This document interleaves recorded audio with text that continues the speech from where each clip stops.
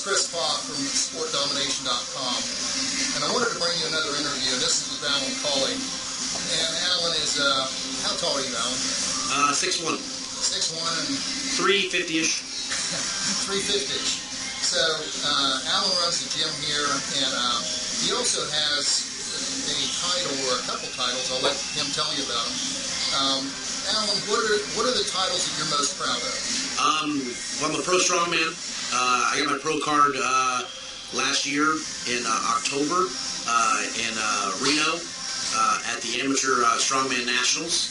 I beat 65 guys out of that to get that pro card, and I hold the world record in the yoke as well. And the yoke is the one where you have weights on like a platform or a shoulder. Yes. And you have to run. It depends on the event. It could be for distance. It could be for max weight. I have it for distance. It was 950 pounds for 80 feet. I did it in 10.9 seconds. Wow. Unbelievable. And the cool thing about strongman is, when I think of the strongman, because I never competed as strongman, I think, well, it's Olympic lifters and power lifters who decided to take it one step further, and it's a series of events, and it's not always the same series of events, is it? No, it's always something different. For every event, every promoter can put on whatever they want. Wow. So, whereas, like with Olympic lifting, which was my sport, I had to learn very specific techniques to become an elite athlete, which I never quite made. I made state level, but never made national level. And with strongman competitions, there's an extra element. Now, and you tell me, but you can't just learn every event. They're kind of morphing every time, and you have to learn a whole bunch of different events to be good at them. And so there's an extra element of injury there. Well, I agree with that. I've already, they say you're not a strongman unless you tear your bicep. Of course, I've torn my bicep already. I know you too have, Chris, before. But I tore it doing a 210-pound dumbbell clean and press for reps at the Arnold, actually, Amateur Arnold. I'm actually recovered now, but strongman isn't always for everyone. You got to be kind of not right in the head sometimes to do strongman. I would agree with that. In terms of any weightlifting, I mean, you just have to take it to the limit, and your body isn't necessarily built for that. I agree. Yes. Well, let's get on to why we're doing this interview. Sport Domination was created because over my lifetime, I learned quite a few things, and really, I did my master's in sports performance, but I never really came into my own until late 40s. I never knew my true sport, even though I played a lot of different sports. And so what I wanted to do was bring different elite athletes who have made it and ask them, what are the three factors that you think contribute to it? Genetics, training, coaching, all the different things that go into it. And also, what three things can a young aspiring athlete who wants to dominate a sport, what are those things that are attracting or that you see most athletes not doing? So let's start with, what do you think the top thing is? If you're going to choose an athlete to be a strongman or to be a pro football player or a pro basketball player, what do you look for, Alan? I would say find a good coach. That's the one thing. That's the reason why I did create the Iron House Gym. It's a place where any novice strongman or any novice lifter can come and learn the background of strength, technique, form, and just an all-around good training group to be pushed hard. Yeah, and you have quite a few members down there, quite a few. Yes. We are the strongest gym in Florida. I will say that. We've got a lot of pro athletes that come in, a lot of top amateur national guys that come in as well, and most of the guys that train for strongman events that need help with something always come to see me at the Iron House. Yeah, fantastic. What's number two? What's the second thing you would look for? If an athlete came to you and said, I want to dominate my sport, I want to become an elite athlete like you, what would you do? What would you say? I would also say, what's your nutrition like? Nutrition is a big thing in strongman. It's not just eat as much food as you can, what kind of calories you want. You got to put in those good calories, clean foods, because that's what's going to help drive your body to the limit. You got to get that, refuel after every workout with good, clean food fuel. And number three, what would number three be? I would just, you want to find that guy that's not going to waste your time. Someone that's actually going to give you, if I'm going to put in, hours of work with him or her, I want them to give me back the same thing. Show up on time. Don't talk back. Just listen. Be a sponge and take it all in, and so I can get back what I learned. Okay, so if I understand what I'm hearing, and this is probably one of the things, and I agree with you, when I would test athletes or work with athletes, it isn't, well, genetics is important. Genetics is key. I mean, if you don't have the genetics, it's going to be tough to train anybody Very true. to be an elite athlete. But the second thing along with genetics, and it might be a component of genetics, is are you teachable? Are you a sponge? Yeah. Because if you think you already know everything and you're 18 years old or you're 19 years old, and here's a guy who's done it and made it, and you're gonna question him, or you're gonna pick and choose what he's gonna tell you to do. And I saw it in my career. You probably see it in your career where you shake your head and go, dude, you need to find another coach. Yeah. This ain't gonna work. Yeah, I've had a lot of guys that I've trained or helped that just, don't take the ego out of the lifting. Yes. And they can't seem to focus on, I want to be lift heavy, blah blah blah.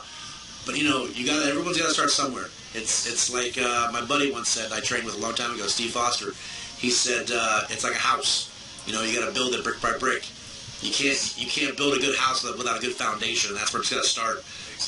Steve is a 62-year-old lightweight national champion masters, and he works hard every day. He's a landscaper. He works hard every day. And I kind of learned if this guy can do it, I can do it. So I just keep on training hard like that. Wow. Well, what are three things if an athlete came to you and said, man, I'm not cutting it, and I love my sport, I want to excel, I want to dominate it, and you assess that person or across the board when you're training people, what three things do you see that probably detract from an athlete's performance or that an athlete could do differently, mistakes that athletes are making? I would say, the first thing I'm going to do is check his form on things he's doing.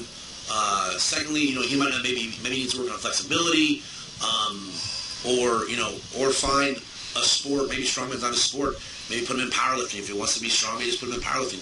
If he doesn't know how to do some of the things and they're not working right, just put him in a different sport of powerlifting or maybe even Olympic lifting if that's his sport. If strongman's not for him, hey, if you still want to get strong, I'll find a sport for you. Exactly.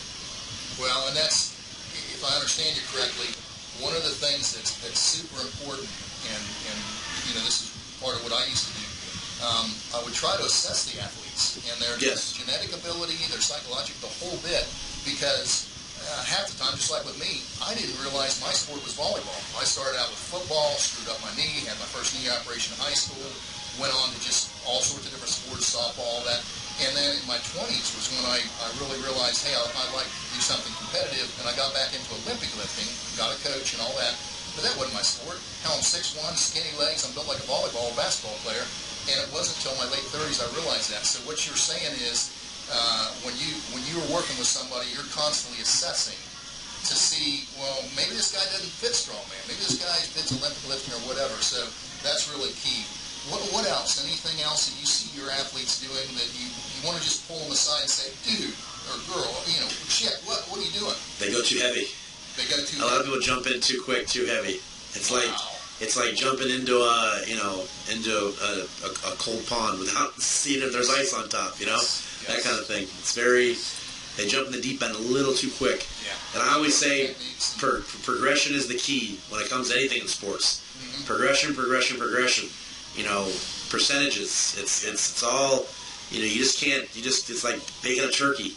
You can't put a turkey on for 700 and bake it for an hour, Yes. There's instructions. Yep. So that's one of the key things I would say is don't just, if you need help with a sport, there's always people out there. I mean, there's even the internet, just don't jump into something full go without learning. Yeah. And what do you have to say to these, a lot of people are just all over the internet surfing, and they come in with 23 different ideas, and you have to sort out what's right. How do you tell a person, how do you advise a person to find the correct coach? I would say find someone that you can work with. Someone that's going to be, easy listening, work with you, but not, too abrasive. Someone that's going to be willing to work with you, not, that you're, you need to be at a 10 and you're at a 1. They're going to have the patience to work with you to get to that 10. Yeah. Very good. And is there anything else that you would like to leave?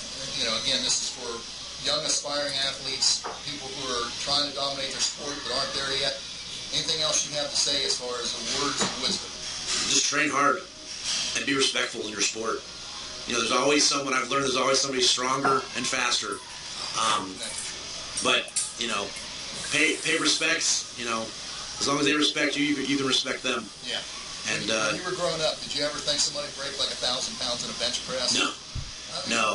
I watching Brian Shaw, I look up to that guy. He's amazing.